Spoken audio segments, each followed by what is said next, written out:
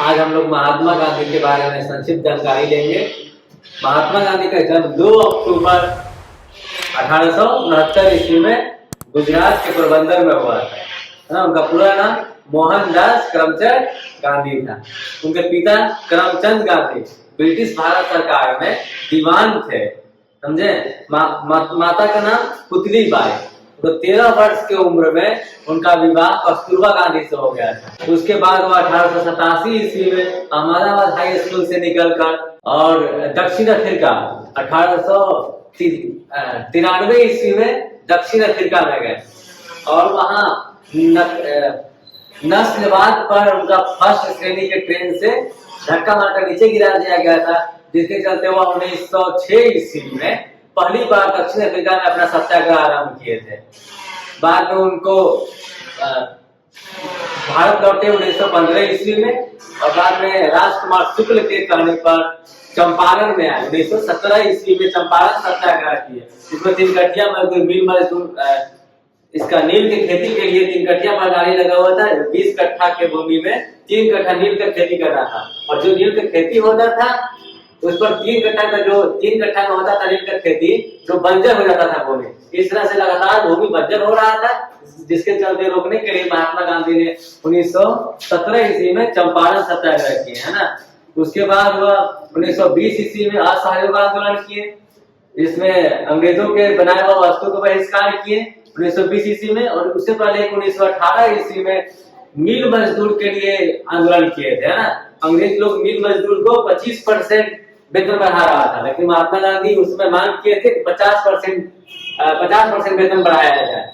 पहले 1918 में अहमदाबाद में मिल मजदूर के लिए आंदोलन किए थे।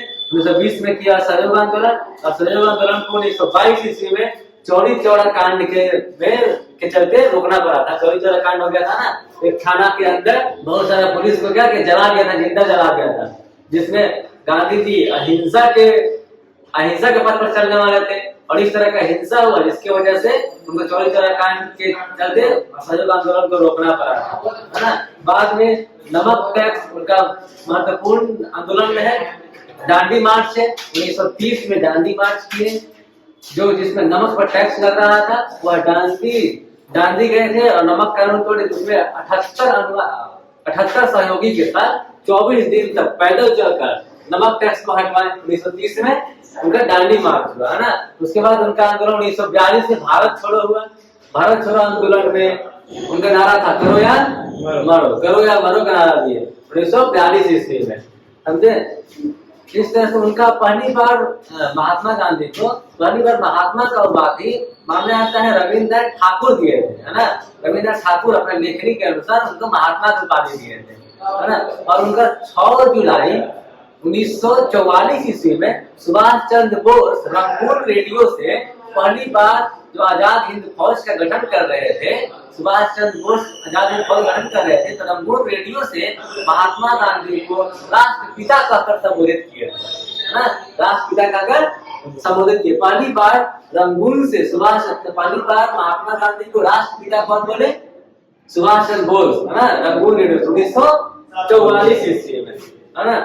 इसके बाद बहुत सारा हम लोग का गांधी जी का क्या था मूल? अहिंसा, सत्य, ईमानदारी पर चले, है ना। देखिए उतना बड़ा बरिस्टर थे, उतना बड़ा आदमी थे, दीवान के बेटा थे, फिर भी वो एक धोती पर पूरा मेन विचार था सदा जीवन उच्च विचार।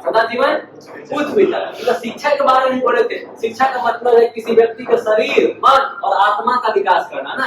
शिक्षा को बोले थे महात्मा गांधी। शिक्षा का मतलब है किसी व्यक्ति का शरीर, मन और आत्मा का विकास। उनका 3 बंदर माना जाता है, क्या? बुरा मत देखो, बुरा मत सुनो और बुरा मत बोलो। यह 3 चीज हमेशा आदमी को शांति प्रदान करता है। और सुनिए, किसी के साथ बुरा बोल देते हैं, बाद में पश्चाताप होता है। किसी भी व्यक्ति के लिए 3 चीज बहुत इंपॉर्टेंट है ना। किसी से कोई बात सुन लेते हैं, कितना मन को क्या करता है? मन को विचलित करते रहता है। मन ये तीनों बात को देखेगा, मन में अशांति आता है ना। मन शांत करने का देखिए सबसे अच्छा विचार 3 बंदर, गांधी जी का 3 बंदर का हम लोग पढ़ेंगे। क्या? बुरा मत बोलो, बुरा मत देखो, बुरा मत सुनो, है ना।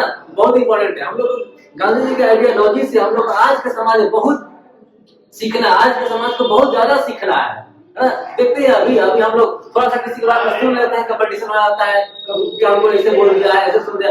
यही गांधी जी सिखाते हैं आज के समाज में रहना है।